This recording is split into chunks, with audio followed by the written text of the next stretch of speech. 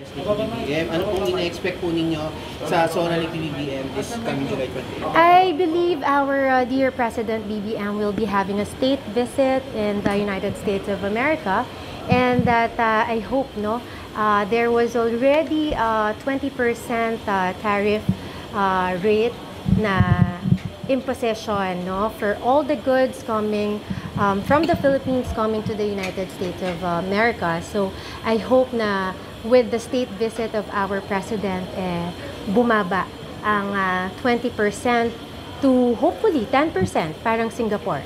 Yung sa SONA, ma'am, ano pong ina-expect ninyong marinig from BBM sa kanyang SONA po? Yun nga po, na sana pagbalik ng ating mahal na presidente, ang isa sa mga good news ang ang pagbaba ng 20% tariff rate na binigay ng United States, na inimpose ng US sa mga goods from the Philippines to America. And syempre, I stand with our president's call and sa kanyang paniniwala na protektahan ng ating West Philippine Sea. So I wish that there will be a strengthened regional security of our nation.